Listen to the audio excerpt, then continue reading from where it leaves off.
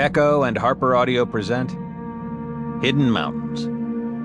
Survival and Reckoning After a Climb Gone Wrong by Wejchert. Read by Johnathan Mcclain.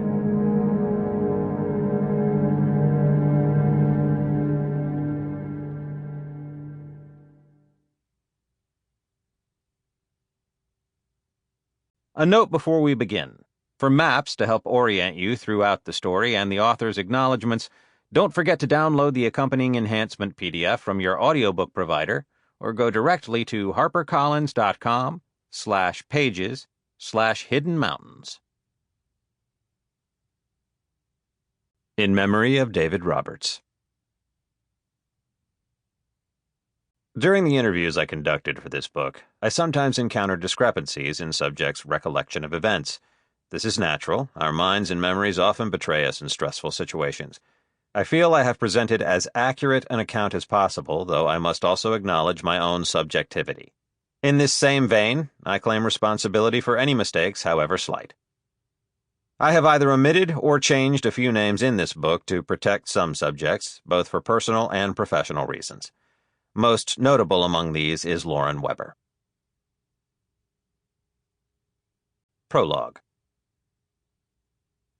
In the summer, the sun dances around the granite spires of Alaska, projecting shadows here, casting light there, though it never sets.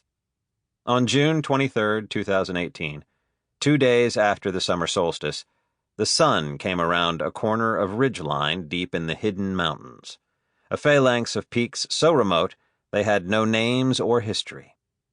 Tucked on the far western end of the Alaska Range, the Hidden Mountains were thin needles of rock capping a wild landscape.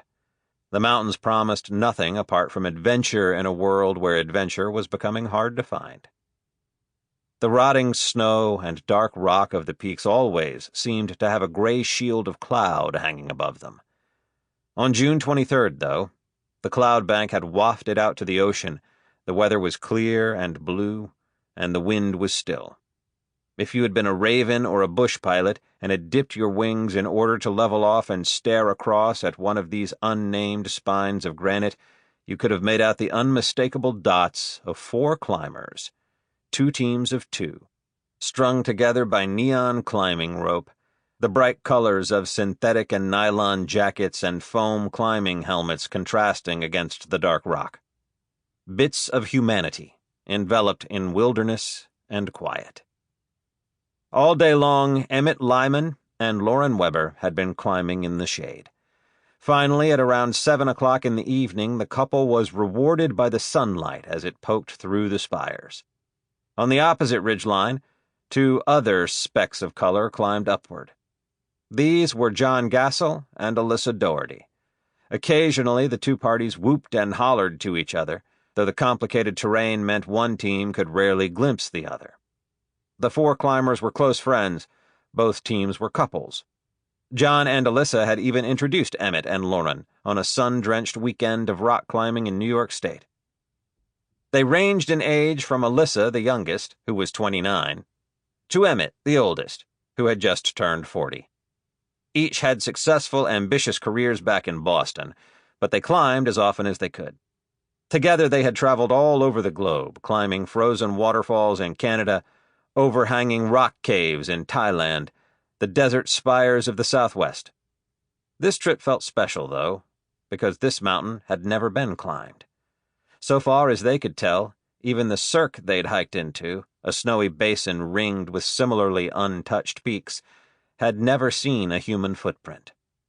700 feet below them, the climbers' tents dried out in the sun, dwarfed by mountains that rose from snowfields and glacial rivers and the thick alders they'd struggled up the week before.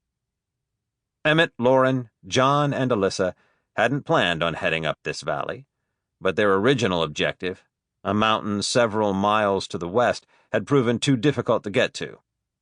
They had spent 4 days ferrying loads of gear and crossing rivers swollen with snowmelt only to realize they'd likely run out of time to pursue their planned objective.